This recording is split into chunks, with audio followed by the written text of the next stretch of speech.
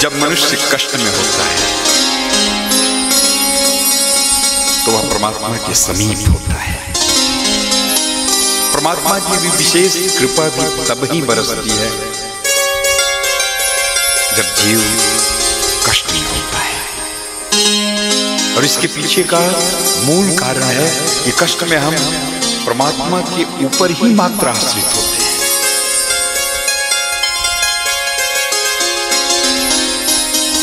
आज हस्तिनापुर पुनः पांडवों को प्राप्त हो चला है। पांडव प्रसन्नता पूर्वक हस्तिनापुर में निवास कर रहे हैं।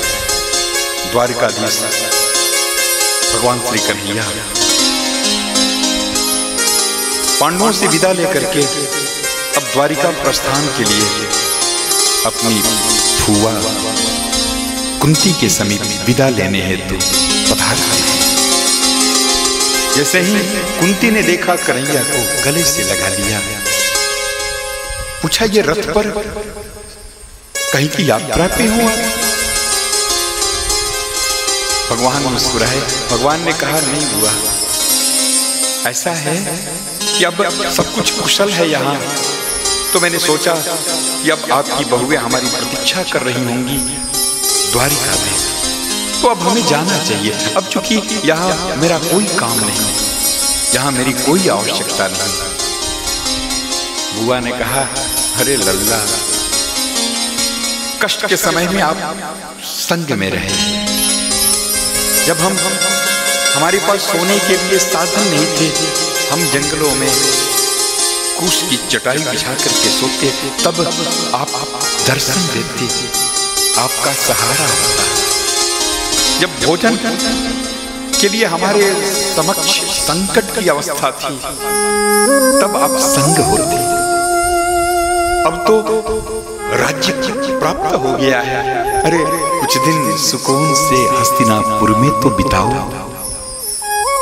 चले जाना, लेकिन अब कुछ दिन आनंद तो कर लो।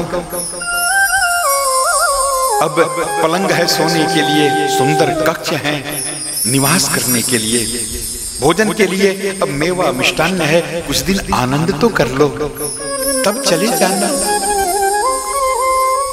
भगवान मुस्कुराए। भगवान ने बार बार कुंती को गले लगाते हुए कहा कि बुआ, जब कष्ट का समय होता है ना, तो मैं साथ रहता हूं, और सुख के समय में हमारी क्या आवश्यकता, अब हमें जाने दो। हम तो विपदा काल में विपदा काल के संगी हैं, सुख में हमारी कोई जरूरत नहीं। कुंती अवाक सी रह गई।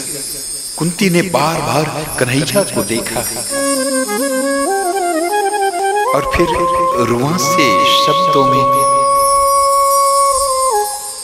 कन्हैया से याचक बन करके निवेदन करती हुई बोली, कन्हैया क्या ये सच है कि तुम आपदा काल में ही संग रहते हो? और यदि ये सच है तो आए कन्हैया, आपने बहुत कुछ दिया, आपने प्रतिपल पांडवों की रक्षा की, हमारी रक्षा की। अब एक अंतिम याचना है, आप कहो तो मैं मांग लूं। कन्हैया मुस्कुराए। कन्हैया ने कहा बिल्कुल, सहज भाव से मांग लो बुआ। कुंती की आंखों में आंसू आ गए। कुंती ने कहा अंतिम याचना कर रही हूं कन्हैया, यदि सच में तुम आपदा काल के ही संगी हो तो बस हमें आपदा दे दो, हमें विपदा दे दो।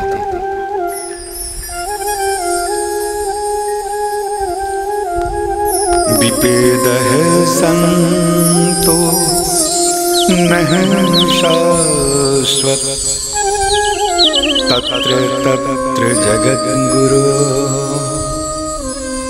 हे जगत गुरु कृष्ण,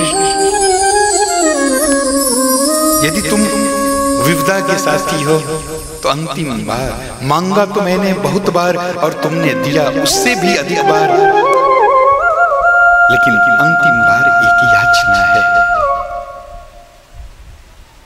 कि आपदा दे दो। कन्हैया ने कुंती को गले से हटाया और कहा कि ये क्या मांग रही हो बुआ? अरे आपदा से मन नहीं भरा, आपने तो अनन्य विपत्तियों का सामना किया, वर्षों तक पांडव वनगमन में रहे, कितने कष्ट झेले उन्होंने, अब तो थोड़े सुख के दिन आए हैं, कुछ दिन तो आनंद कर लो, ये विपदा मांगने का क्या औचित्य है?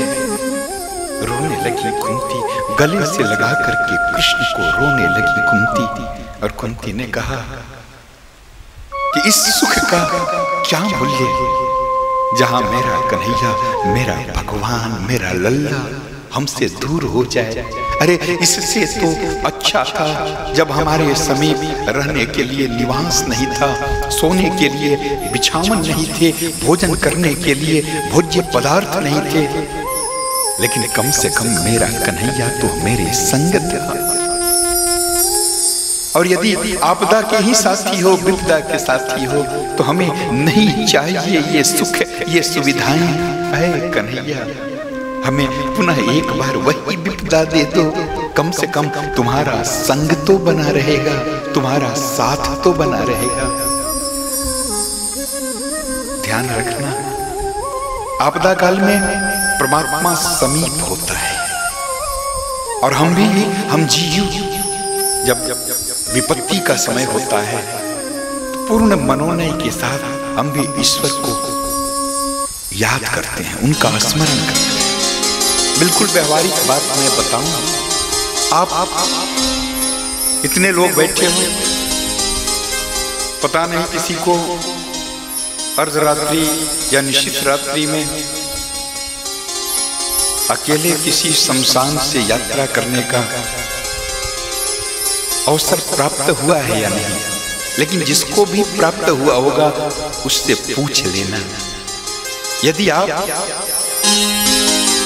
रात्रि की बेला हो, आप अकेले हो और कोई शमशान यदि सामने दिख जाए, तो भले ही आप उस वर्ष में कभी भी हनुमंतलाल जी महाराज का स्मरण न किए हो, कोई बात नहीं, लेकिन उस शमशान में जितना दूर आप शमशान की यात्रा पे रहोगे, उतने देर कम से कम हनुमान चालीसा अवश्य, हनुमान चालीसा का पाठ करो।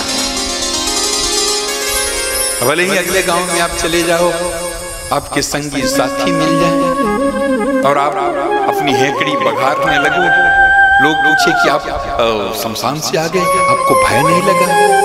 भले ही आप कहोगे अरे नहीं जी, भय किस बात का, मैं तो निडर हूं, निर्भीक हूं, लेकिन उस शमशान भूमि में, उस रात्रि की बेला में आपका अकेला हनुमंतलाल जी महाराज को स्मरण अवश्य दिला देगा। आपदा के समय में परमात्मा निश्चित रूप से याद किया जाता है। इसी को कहा कबीर बाबा ने कि दुख में सुमिरन सब करे, सुख में करे न को,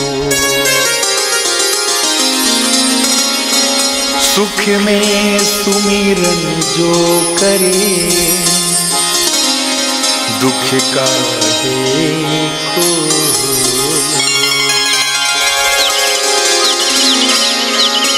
और हनुमान जी महाराज तो विपदा उस अवसर को मानते हैं जिस अवसर पे, जिस समय में भजन न हो, कीर्तन न हो, प्रभु दूर हो हमसे, हम प्रभु से दूर हो जाए, प्रभु का स्मरण न कर पाए हम, वह जीव के लिए आपदा का समय होता है, वही सच मायने में विपत्ति का समय होता है। धन गया, कुछ भी नहीं गया, स्वास्थ्य गया, कुछ भी नहीं गया, लेकिन यदि भजन चला गया जीवन से, तो मानो कि सर्वस्व चला गया आपका। हनुमंत लाल जी महाराज नित्य प्रति भजन करते हैं, और जब कभी भजन न हो पाए तो वह हनुमंत लाल जी महाराज के लिए विपत्ति का समय होता है। कहे हनुमंत विपत्ति प्रभु सोई, कहे हनुमंत विपत्ति प्रभु सोई, जब तब सुमिरन भजन न होई, कहे हनुमंत विपत्ति प्रभु सोई। जब भजन न हो तो वह जीव के लिए विपत्ति का काल होता है, विपत्ति का समय होता है। इसलिए सदैव परमात्मा का स्मरण करते रहो, निरंतर, और निरंतर ये अभ्यास रहेगा, तब जाकर के कोई संभावना बनती है कि उनकी कृपा हो जाए और मृत्यु के समय में वे आपको थामने के लिए आपके हृदय में विराजमान हो जाए और आपको इस 84 लाख योनियों से मुक्त कर दें। ये भी उनकी कृपा, और उस कृपा के लिए आपको निरंतर अभ्यास की आवश्यकता है। आप निरंतर यदि अभ्यास करते हो तो संभावना है कि ये सुअवसर आपके जीवन में उपलब्ध हो जाए उनकी कृपा से। नहीं तो जन्म जन्म मुनि जतन करा, जन्म जन्म मुनि जतन करा, अंतरा में कहीं आवत नाही, जन्म जन्म मुनि जतन करा। निरंतर अभ्यास करते रहोगे और तब संभावना है कि उनकी कृपा हो जाए और आप मुक्त हो जाए। राधे राधे।